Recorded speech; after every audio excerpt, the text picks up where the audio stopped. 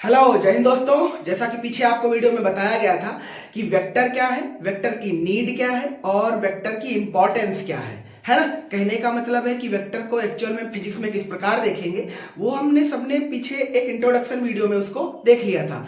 आज उसी का पार्ट 2 है और इस पार्ट 2 में हम लोग ये समझेंगे कि टाइप ऑफ वेक्टर्स क्या है, मीन्स नेचर में जो वेक्टर है उनके टाइप को हम कैसे रियलाइज कर पाएंगे और अपनी फिजिक्स में उनको कैसे अप्लाई कर पाएंगे, है ना। तो बने रहिए एंड तक, मजा आएगा आपको। बहुत कम टाइम में आप कुछ अच्छा सीखेंगे। ठीक है, तो चलिए शुरू करते हैं बिना किसी देरी के। तो सबसे पहला टाइप ये है कि इक्वल वेक्टर क्या है, मीन्स समान वेक्टर क्या है। कैसा वेक्टर? समान। समान बोलो या इक्वल वेक्टर? समान सदिश मीन्स इक्वल वेक्टर, है ना। ठीक, इक्वल वेक्टर का एक्चुअल मतलब क्या है तो आप समझेंगे। ऐसे मान लो vector A, vector B, vector C, है ना। इस पे हमने एक एक सिंगल कट मार दिया है। इसलिए मार दिया है ताकि आप ये समझो कि इन तीनों के परिमाण भी बराबर है, यानी ये तीनों वेक्टर परिमाण और दिशा में एक ही हैं। अगर कोई वेक्टर ऐसे हैं जो परिमाण व दिशा में समान है तो ऐसे वेक्टरों के लिए अपने पास एक नाम होगा, उनको हम क्या कह सकते हैं? समान वेक्टर। कोई दिक्कत तो नहीं? ठीक, अब इनको लिखेंगे कैसे? तो इसको एक्चुअल में हम ऐसे डिनोट कर सकते हैं, vector A equivalent vector B equivalent vector C. इसमें कोई किसी को दिक्कत नहीं होनी चाहिए। ठीक है, अगला है असमान वेक्टर। अगला कौन सा? असमान। अरे असमान बोल लो चाहे विपरीत बोल लो, असमान बोल लो चाहे विपरीत बोल लो, है ना। इसका क्या मतलब है? इसका यही मतलब है जो इसका है, बस अंतर किस बात का है कि वे वेक्टर जिनके परिमाण तो इक्वल होते हैं बट डायरेक्शन चेंज होती है। जैसे इसका अगर हम तुमसे डायरेक्शन पूछे तो लगभग नॉर्थ और ईस्ट है, सभी का नॉर्थ ईस्ट ही है ना। बट अगर हम किसी एक का कर दे मान लो साउथ वेस्ट, तो क्या डायरेक्शन पलट जाएगी? तो आप कहेंगे बिल्कुल पलट जाएगी। पर हम परिमाण नहीं चेंज करेंगे, यानी वे वेक्टर जिनका परिमाण समान परंतु दिशाएं विपरीत हो, कौन सा वेक्टर कहलाता है? असमान vector. For example vector A, vector B, means vector A और वेक्टर बी ये कैसे वेक्टर है? इनको कैसे लिखा जाएगा? तो अभी भी इनको ऐसे ही लिखा जाएगा, vector A equivalent vector B.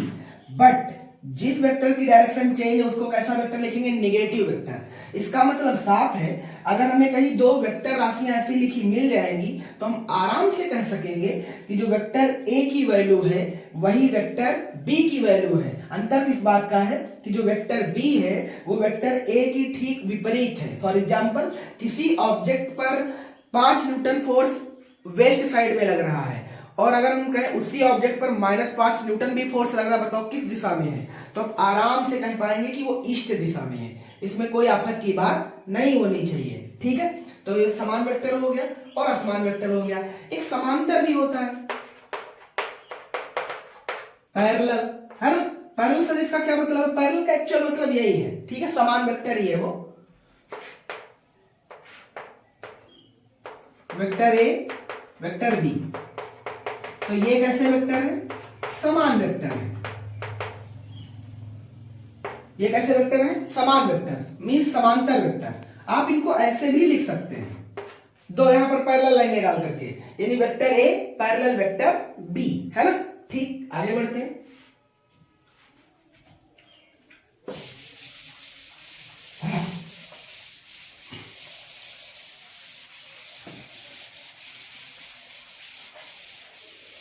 अगला है संरेखीय सदिश। अगला कौन सा है? संरेखीय सदिश। संरेखीय मतलब कोलिनियर। कौन सा वेक्टर? कोलिनियर। कोलिनियर का एक्चुअल मतलब क्या? इसको देख लो, ये वही है जैसे मान लीजिए अभी हमने समान और असमान बताया था, अगर उनको ढंग से देखो तो वो कोलिनियर ही है ना।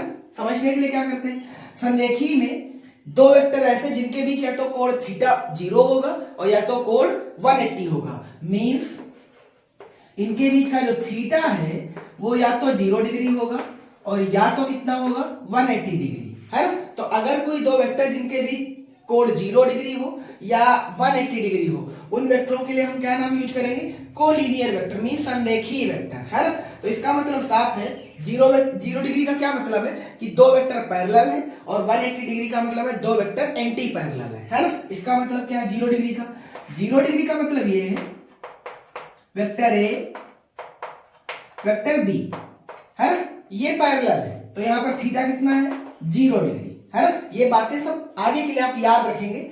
180 डिग्री का क्या मतलब है, ये वेक्टर ए है और ये वेक्टर बी है, तो यहां पे थीटा बोलो कितना है 180, यानी वो वेक्टर जिसके परिमाण तो बराबर ही है बट उसमें जो डायरेक्शन है वो चेंज है, मींस थीटा इज इंपॉर्टेंट है ना। तो अगर कोई ऐसे वेक्टर है जिनमें थीटा 0 है 180 है, देन हम उसे कौन सा वेक्टर कह सकते हैं, कोलिनियर मींस संरेखीय है ना। आगे बढ़ते हैं।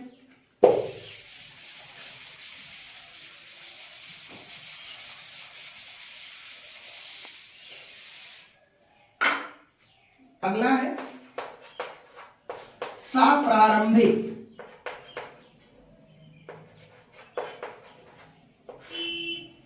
सप्रारंभिक सदिश, सदिश मींस वेक्टर, सप्रारंभिक सदिश, इसका क्या मतलब होता है, ध्यान से देखो, साथ साथ प्रारंभ हो, स मींस साथ, प्रारंभ मींस प्रारंभ हो, यानी ऐसे वेक्टर जो साथ साथ प्रारंभ हो, मींस को इनिशियल वेक्टर, एक ही पॉइंट से शुरू हो।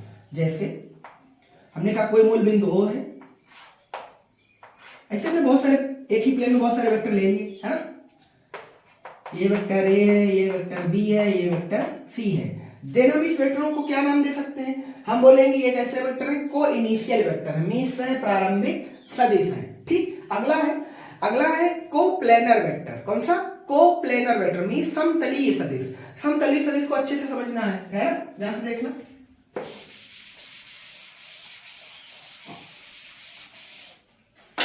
समतलीय सदिश मतलब कोप्लेनर वेक्टर, कोप्लेनर वेक्टर का एक्चुअल मतलब होता है वे वेक्टर जो एक ही प्लेन में हो, वे वेक्टर जो एक ही प्लेन में हो। इसको अच्छे से बताने के लिए क्या करते हैं, ध्यान से देखना सभी लोग। जैसे पहले तुम दो मार्कर लेते हैं है ना, इसमें दो प्लेन है ना, आप देख पा रहे होंगे, ठीक है, और सरफेस ही अपना एक प्लेन की भांति तो व्यवहार कर रहा है, अरे सरफेस की भांति तो व्यवहार कर रहा है। तो इस पर अगर उनको एडजस्ट करें, अगर ये अच्छे से मान लीजिए इसी पर चिपक जाते हैं, मीन अच्छे से इसके साथ सेट हो जाते हैं, देन हम बोलेंगे कि दो वेक्टर ऑलवेज कोप्लेनर होंगे। फॉर एग्जांपल अब इनको जैसे देखिए, ध्यान से देखो, ऐसे रखेंगे तो क्या इसके साथ बिल्कुल सेट है, आप कहेंगे बिल्कुल सेट है।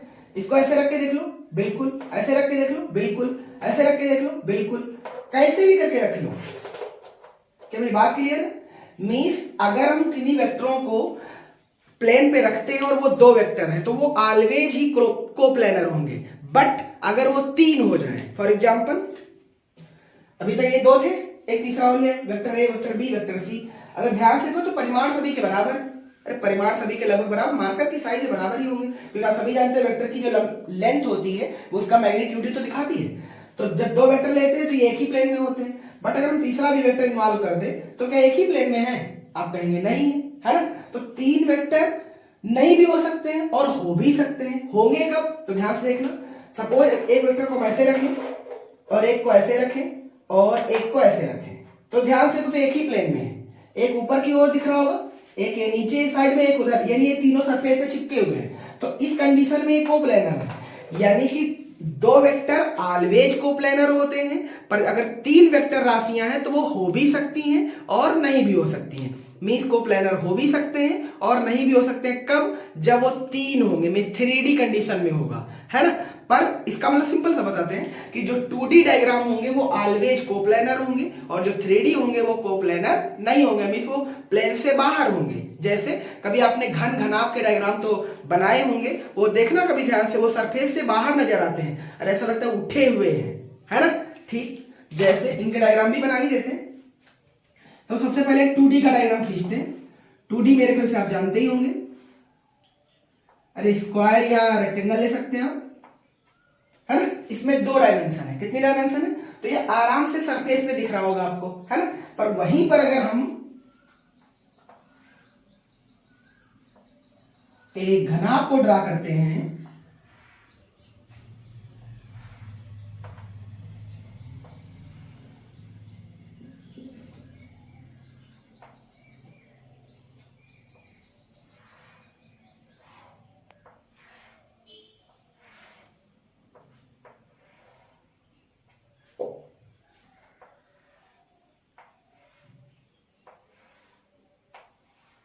क्या ये आपको प्लेन पे दिख रहा है? नहीं, ये थोड़ा सा ऐसा लग रहा है कि बाहर की उभरा हुआ है।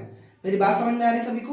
तो ये हो गया कोप्लेनर, क्योंकि इसमें केवल 2 ही वेक्टर इन्वॉल्व है, इसमें 3 है, 1 2 3 है ना, इसलिए ये कैसा है? नहीं भी है, और हो भी सकता है, ऐसा नहीं कि नहीं हो सकता है। ठीक है, तो ये चीज याद रखनी है आपको। तो कोप्लेनर वेक्टर का मतलब होता है वे वेक्टर जो एक ही प्लेन में स्थित हो, जैसे वेक्टर ए, वेक्टर बी और चलो ऐसे लिख लेते हैं, है ना, वेक्टर सी। ठीक, तो ये तीनों के तीनों वेक्टर किस प्रकार के वेक्टर हैं? कोप्लेनर, मींस समतलीय वेक्टर है। ठीक है, आगे बढ़ते हैं।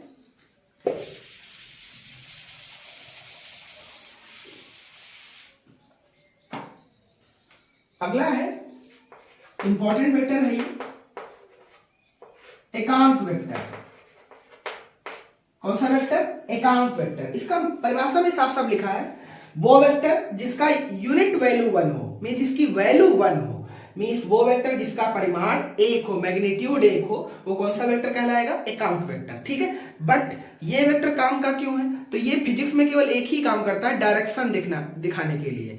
मींस अगर तुमसे पूछा जाए यूनिट वेक्टर को फिजिक्स में क्यों रखा गया है, तो ये केवल और केवल डायरेक्शन के लिए रखा गया है। किस काम के लिए? डायरेक्शन के लिए। ठीक है, तो ये कौन सा वेक्टर है? यूनिट वेक्टर है। तो जाहिर सी बात है ये थोड़ा यूनिक वेक्टर है, यूनिक वेक्टर है, इसका नाम भी यूनिट वेक्टर है, बट हम बोल रहे हैं यूनिक वेक्टर है। तो यूनिक वेक्टर ये क्यों है? तो यूनिक इसलिए क्योंकि इसका परिमाण 1 होता है और ये केवल और केवल दिशा दिखाता है, तो जाहिर सी बात है इसे रिप्रेजेंट करने के लिए भी कुछ ना कुछ इस्तेमाल किया जाएगा।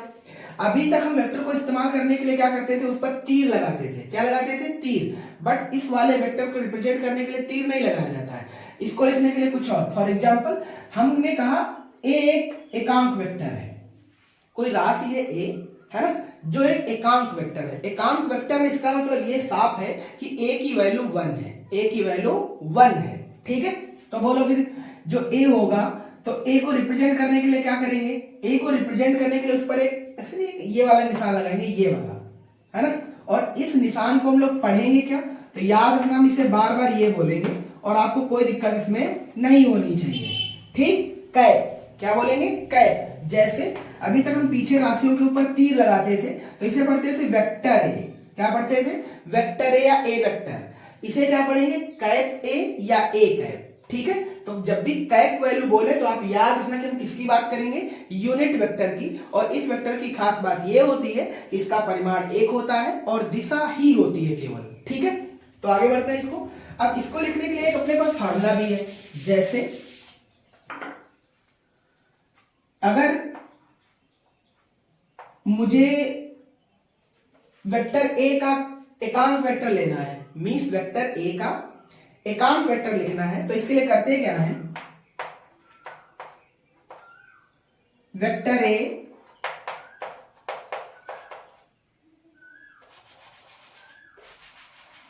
बटे में वेक्टर ए का मॉड, और उम्मीद करते हैं कि ये चीज आपको समझ आई होगी।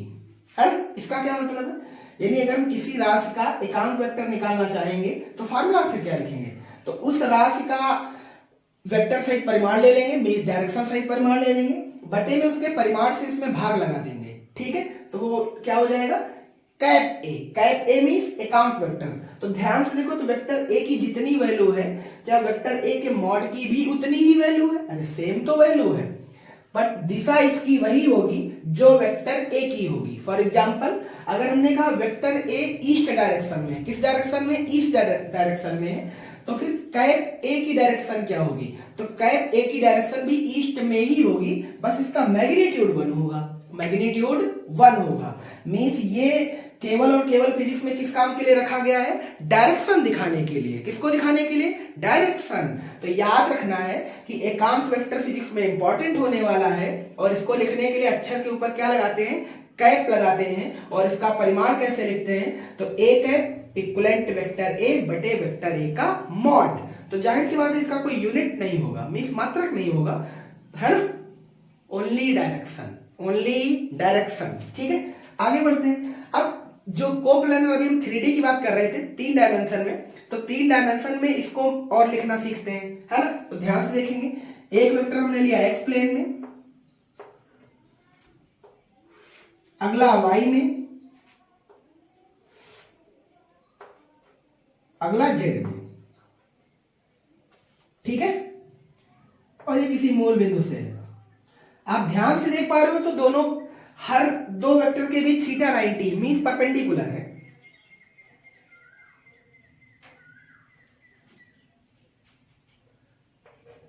एक्स अक्ष, वाई अक्ष, जेड अक्ष, है ना। ये 3D कार्तीय तल है। तो जाहिर सी बात है सभी अक्षों में यूनिट वेक्टर भी तो लेना पड़ेगा, है ना। तो आज जो लिखा जाएगा आप याद रखना, वो फिक्स कर दिया जाएगा और आगे हम उसी के साथ काम करेंगे, ठीक है। तो एक्स अक्ष में एकांक वेक्टर को लिखते हैं आई कैप। क्या लिखते हैं? आई कैप। तो नेक्स्ट टाइम याद रखेंगे, अगर हम कोई वैल्यू बोल दें, मान लो 3 आई कैप, इसका मतलब साफ है कि ये 3 वैल्यू धनात्मक एक्स अक्ष दिशा में है और डायरेक्शन के लिए आई कैप यूज किया जा रहा है, ठीक है। तो ये चीज याद रखनी है, आगे काम आएगी। आई कैप। वाई अक्ष में इसे क्या लिखते हैं? जे कैप। और जेड वाले क्या लिखते हैं? के कैप, ठीक है। तो ये चीज याद रखनी है। दूसरी एक चीज काम की और बता दें, इनके निगेटिव भी टर्म होते हैं। फॉर एग्जांपल जैसे अभी जितना भी डायग्राम बना है वो पॉजिटिव का है। किसका है? पॉजिटिव का। अब हम जो डैश डैश करने वाले हैं वो उसका निगेटिव टर्म हो जाएगा। फॉर एग्जांपल y का निगेटिव इधर आ जाएगा, मीन्स ये माइनस वाई है, ये माइनस एक्स है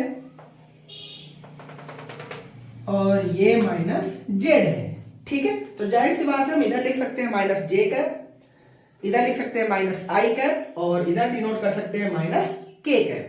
कोई दिक्कत की बात नहीं है। अब इसको और समझने के लिए क्या करें, सपोज करते हैं कि कोई राशि है ए ही ना लो क्योंकि ये तो हमने फार्मूला बना दिया है। सपोज कोई राशि है पी, है ना। तो वेक्टर पी फिर क्या लिखेंगे? तो सपोज कोई राशि पी है और वो एक्स दिशा में है। वो किधर है? एक्स दिशा में है। तो अगर मुझे कहा जाए कि वेक्टर, अरे कैप पी लिखो, तो कैप पी बोलो क्या लिखेंगे यार? Vector P. और अभी तुमने कहा कि वो आई दिशा में है, अरे एक्स दिशा में है। और आई एक्स दिशा में का मतलब बोलो क्या है? आई कैप है। और वेक्टर पी का जब नीचे परिमाण आप लिखेंगे, आप चाहो तो ऊपर वेक्टर पी लिखो और चाहे ना लिखो, लिख भी सकते हो, इसमें कोई बुराई नहीं है। नीचे आप हमेशा उसका मॉड लिखते हैं, यानी परिमाण लिखते हैं। याद करो तो परिमाण को ऐसे लिखना बताया था, और ऐसे ना लिखने की बजाय आप इसको ऐसे भी लिख सकते हैं, इसमें कोई आफत की बात नहीं है, ठीक है। तो याद रखना इस चीज को है, किसी को कोई दिक्कत नहीं है, ठीक। तो अगर हमने कहा कि एक्स अक्ष में कोई एक वैल्यू है जिसका मैग्नीट्यूड p है और वो x दिशा में है, तो उसका कैप p कैसे लिखा जाएगा? Cap p equivalent vector p और i कैप क्यों लिखा है वो आप समझ चुके होंगे, और बटे में इस वैल्यू का परिमाण, ठीक है। तो अगर पूछे इसका डायरेक्शन क्या है, इसकी वैल्यू क्या है, तो इसकी वैल्यू तो 1 है बट इसकी डायरेक्शन i कैप है, ठीक। ऐसे ही हम हर अक्ष में लिख सकते हैं, ठीक है। तो जब न्यूमेरिकल वगैरह कराए जाएंगे इसके, तब ये बहुत अच्छे से आ जाएगा। हालांकि अभी तो तुम्हें सिर्फ ये याद रखना है। तो ए कैप का फार्मूला कंफर्म है, ए कोई भी राशि हो सकती है जनरली, बाकी यहाँ पर हम रिप्लेस करेंगे। तो cap A equivalent vector A बटे वेक्टर ए का मॉड। यूनिट वेक्टर की खास बात क्या है? इसकी खास बात ये है कि इसका परिमाण ऑलवेज 1 होता है, डायरेक्शन ही इसमें होती है और डायरेक्शन के लिए इसे फिजिक्स में रखा गया है, ठीक है। आगे बढ़ते हैं। तो आगे एक और इंपॉर्टेंट बहुत अच्छा वेक्टर है, जीरो वेक्टर। कौन सा vector? Zero vector. Zero vector का सिंपल सा मीनिंग है वह वेक्टर जिसका परिमाण जीरो होता है। वह वेक्टर जिसका परिमाण जीरो होता है, मीन शून्य होता है, उसको हम जीरो वेक्टर कहते हैं। और इसे डिनोट करने के लिए क्या करते हैं? जीरो वेक्टर मीन ऐसे पढ़ते हैं, ठीक है। इसका एक्चुअल में मतलब क्या, वो आगे भी जब न्यूमेरिकल वगैरह आएंगे तो अच्छे से बताया जाएगा। हालांकि अभी तो आप ये समझो कि जब वेक्टर राशियों, जैसे मान लीजिए फॉर एग्जांपल कि कोई वेक्टर राशि है, वेक्टर राशि ए है, और इसकी अगर तुम गुणा 0 से करोगे तो फिर आंसर क्या लिखोगे, है ना। और या फिर मान लीजिए कोई वेक्टर राशि नहीं है और कोई ऐसे इनिशियल नंबर है, मीन्स कोई संख्या है, वो संख्या m है, और इसकी अगर गुणा तुम 0 वेक्टर से करोगे तो फिर आंसर क्या लिखोगे, है ना। फॉर एग्जांपल और भी बातें करते हैं। फॉर एग्जांपल जैसे मान लेते हैं ये एक बॉक्स है और इस बॉक्स पर हमने इधर से भाई साहब 4 न्यूटन बल लगा दिया। कितना बल लगा दिया? 4 न्यूटन। और इधर से भी बल लगा दिया 4 न्यूटन, है ना। आप सभी को पता है बॉक्स पर जो फोर्स है वो 0 है, बॉक्स पर जो फोर्स है वो 0 है, बट इसे फोर्स 0 लिखने की बजाय इसे 0 वेक्टर लिखना ज्यादा ठीक रहेगा, और ये बस लिखने का एक शुद्ध तरीका है, ये समझ लीजिए आप। तो एक्चुअल में इसका जो आंसर है वो 0 वेक्टर है। क्यों ऐसा है? देखो, अगर ये आंसर कम ज्यादा होता तो कुछ ना कुछ इसका आंसर आता, कुछ ना कुछ इसका आंसर आता तो वेक्टर एफ की डायरेक्शन भी आती, है ना। बट अब आंसर इसका 0 आया तो इसमें डायरेक्शन किधर लिखेंगे? ऐसी कंडीशन में डायरेक्शन लिखते हैं ऑर्बिट्री। अरे ऑर्बिट्री का मतलब है निश्चित नहीं है, कहीं भी लिख सकते हैं आप। अरे फिक्स नहीं है, ठीक है। ऑर्बिट्री का मतलब होता है डायरेक्शन फिक्स नहीं है, वो कहीं भी लिखी जा सकती है, क्योंकि उसका मैग्नीट्यूड ही 0 है। तो मैग्नीट्यूड 0 तो डायरेक्शन किधर भी हो सकती है, कोई पॉसिबिलिटी नहीं है। इसलिए 0 लिखने की बजाय क्या लिखना ठीक है? 0 वेक्टर। ठीक, अब इन्हीं को समझ लेते हैं। जैसे अगर हम किसी वेक्टर ए को 0 से गुणा करेंगे तो जो आंसर आएगा वो 0 वेक्टर आएगा। क्या आएगा? 0 वेक्टर। देन अगर किसी नंबर को हम 0 वेक्टर से गुणा करेंगे तो उसका भी आंसर 0 वेक्टर ही आएगा। ठीक है, बस इन चीजों को आप याद रखेंगे, कोई दिक्कत की बात नहीं है। ठीक, आगे बढ़ते हैं। आप आगे बढ़ेंगे, कुछ और वेक्टर इंपॉर्टेंट है, उनको भी समझ लेते हैं।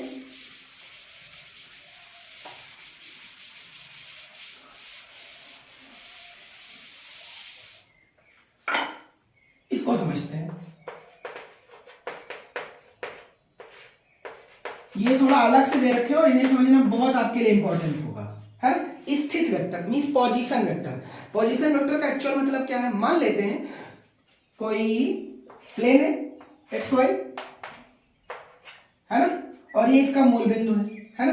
तो कोई पिंड मान लेते हैं यहां पर स्थित है, कोई बिंदु है, पॉइंट है, इसका एक नाम दे दे, कोई बॉडी है ना, कोई बॉडी है जो यहाँ पर स्थित है। तो इसको हम पोजीशन कैसे करेंगे? कैसे करेंगे? कहां से कितना है ना। बस इसको डिनोट करने के लिए वेक्टर यूज करेंगे, जिसका नाम क्या रखेंगे? स्थित सदिश means position vector. For example ये मूल बिंदु है ना, इसका कुछ नाम दे दे, सपोज ओपी। क्या नाम दिया? ओपी। ठीक है, तो ध्यान से देखेंगे तो जो वेक्टर ओपी है वो है, इसका वैल्यू कुछ मान लें, सपोज आर है, वैल्यू आर है, तो इसे आर वेक्टर लिख दो। बस इतना सा काम था, है ना। तो अगर तुम्हें ये रिप्रेजेंट करना आ गया तो आगे एक इंपॉर्टेंट काम और बताने वाले हैं आपको, विस्थापन सदिश। अरे डिस्प्लेसमेंट वेक्टर। कौन सा वेक्टर? Displacement vector. और जब फिजिक्स पढ़ाना शुरू करेंगे इंटर का तो ये बहुत काम आएगा आपके। ठीक है, तो अभी तो खैर हम दूर है वहां से, पर इन चीजों को आप समझते रहेंगे, है ना। यानी कोई पिंड हमने देखा वो यहाँ पर स्थित है, तो जाहिर सी बात है वो उसका मूल बिंदु से वो कितनी दूरी पर है। बस ये चीज एक्चुअल में उसका क्या है? स्थित सदिश है। ऐसा क्यों? क्योंकि विस्थापन एक सदिश राशि, स्थित भी एक सदिश राशि है, वो मैं भी पीछे बताने से छूट गया था, तो याद रखना कि स्थित एक सदिश राशि है। अब इसी में हम समझते हैं कि विस्थापन सदिश क्या है। कौन सा सदिश? विस्थापन सदिश, क्योंकि वो भी फिजिक्स में बहुत काम आने वाला है। तो अगला सदिश है जिसका नाम है विस्थापन सदिश, जिसे हम इंग्लिश में बोलते हैं डिस्प्लेसमेंट वेक्टर। कौन सा वेक्टर? Displacement vector. ठीक है, उसको करने के लिए क्या करें? सपोज करें कोई एक पिंड जो एक्स वाई प्लेन में स्थित है, कोई पिंड जो एक्स वाई प्लेन में स्थित है, तो प्लेन बना लेते हैं यार, ये एक्स प्लेन और ये वाई प्लेन, ये इसका मूल बिंदु ओ है। ठीक है, हमने कहा कोई एक पॉइंट है, इसका कुछ नाम भी दे दो, सपोज नाम दिया हमने पी। क्या नाम दिया? पी। और ये जो हमने डॉट बनाया एक्चुअल में एक पिंड है ना, इसमें कोई दिक्कत नहीं है। एक कोई पिंड है जो एक्स वाई प्लेन में स्थित है पॉइंट पी पर, पॉइंट पी पर। तो जाहिर सी बात है अगर हम ओ से इसको मिला दें तो जो ओपी रेखा होगी क्या वो स्थित सदिश होगी? इसके अभी ठीक पहले बताया था। तो जो ओपी है इसका कोई ना कोई परिमाण भी होगा, तो पीछे हमने एक वैल्यू आर मानी थी। तो विस्थापन का एक्चुअल मतलब होता है इनिशियल पॉइंट और एंडिंग पॉइंट के बीच जितनी भी डिस्टेंस है वही तो डिस्प्लेसमेंट है ना। तो इसको हम क्या करें? कुछ नाम दे दें, सपोज हमने इसका नाम दिया R1। क्या नाम दिया? R1। कोई दिक्कत तो नहीं? ठीक, आगे हमने कहा ये पॉइंट P मींस ये पिंड है जिसका नाम P है, और ये कुछ दूरी चलता है y प्लेन की तरफ। किस प्लेन की तरफ? y प्लेन की तरफ, और यहां अगेन रुकता है ना। अगर हम इस कंडीशन में बात करें तो मूल बिंदु से कितनी दूर है? तो आप कहेंगे इनको यहां से मिला दो यार, है ना। तो इसका कुछ नाम रख दें, तो आप कहोगे बिल्कुल रख दिया जाए, इसका नाम P था, इस कंडीशन में इसका नाम क्या रख दिया हमने, Q। पिंड यही वाला है, यहां से बस ट्रेवल होके यहां पर पहुंचा है, तो इसका नाम क्या रखा, Q। ये डिस्टेंस R1 थी, तो जाहिर सी बात है इसे भी कुछ नाम दे दे, हमने इसका नाम दिया R2। ये वेक्टर R1 और ये vector R2। Vector R1 vector R2 क्यों लिखा, क्योंकि स्थिति एक सदिश राशि जिसके ठीक पहले बताया था, तो वेक्टर R1 लिखा और वेक्टर R2 लिखा। क्वेश्चन में है कि विस्थापन सदिश क्या है, तो विस्थापन सदिश क्या है, तो विस्थापन हुआ कितना है। तुम पहले थे यहाँ पर, यहां से पहुंचे ही तो वाई प्लेन की तरफ यहां पर हो, तो तुमने इतनी ही तो दूरी तय करी है, मींस तुम्हारा जो डिस्प्लेसमेंट है वो PQ बोलो या QP बोल लो, तो डिस्प्लेसमेंट है आपका PQ। कितना है, PQ। क्वेश्चन सिर्फ ये है कि डिस्प्लेसमेंट हुआ कितना है ना। तो इसके लिए क्या करना है, चेक करने हैं, तो चेक करने के लिए आप क्या करें, ध्यान से देखेंगे। हमने कहा कि ये वाला डिस्प्लेसमेंट R है, ये वाला डिस्प्लेसमेंट का जो मैग्नीट्यूड है वो R है ना, डायरेक्शन भी है वो अलग बात है। तो डिस्प्लेसमेंट फिर हुआ कितना, तो डिस्प्लेसमेंट हुआ कितना, आप थे P पर, पहुंचे Q पर, तो डिस्प्लेसमेंट तो आपका PQ है यार, कितना है, PQ है ना। तो अब PQ का जो नेट आंसर है वो कितना है, तो ध्यान से देखेंगे। हम पहले इस स्थिति में थे ऐसे और पहुंच गए इस स्थिति में, तो एक्चुअल में ऐसे से जो गैप आया वही तो हमारा डिस्प्लेसमेंट है। जैसे यहां से देखना, हम पहले इस वेक्टर कंडीशन में थे और पहुंच गए इस कंडीशन में, तो ये वाला आप जो गैप देख रहे हैं इनके बीच, यही तो हमारा डिस्प्लेसमेंट है। इस डिस्प्लेसमेंट को सॉल्व करने के लिए क्या करा जाए, इसमें जो स्थिति सदिश ज्यादा उसी से घटा देते हैं। तो ध्यान से देखो, तो वेक्टर R2 का मैग्नीट्यूड आप ज्यादा देख पा रहे होंगे, तो हम बोलो क्या लिखे फिर, OQ माइनस OP। यहां तो कोई दिक्कत नहीं है, अब इसमें मैग्नीट्यूड रख दो, काम खत्म करो यार। तो PQ डिस्प्लेसमेंट था कितना, वेक्टर R बराबर OQ का magnitude vector R2 minus OP का मैग्नीट्यूड वेक्टर R1। ये हो गया विस्थापन सदिश, समझ में आया ना। बस इतने थे टाइप ऑफ वेक्टर्स, कोई दिक्कत तो नहीं किसी को। तो आज के वीडियो में हमने देखा है कि टाइप ऑफ वेक्टर क्या है। नेक्स्ट वीडियो में हम लोग इसकी संक्रियाएं समझेंगे, है ना। जैसे अब इसका जो अगला वीडियो आएगा वो आएगा वेक्टर का एडिशन, ठीक है। उसके दो मेथड आपको पढ़ाए जाएंगे, एक तो त्रिभुजविद और दूसरा समांतर चतुर्भुजविद। दोनों में गणितीय मेथड इन्वॉल्व रहेगा। उसके बाद हम लोग उसका घटाना की बात करेंगे, देन आगे हम उसके गुणा की बात करेंगे, ठीक है। बस इतना ही था, तो आज की क्लास इतनी ज्यादा लंबी नहीं करेंगे। थैंक्स फॉर वॉचिंग, जय हिंद।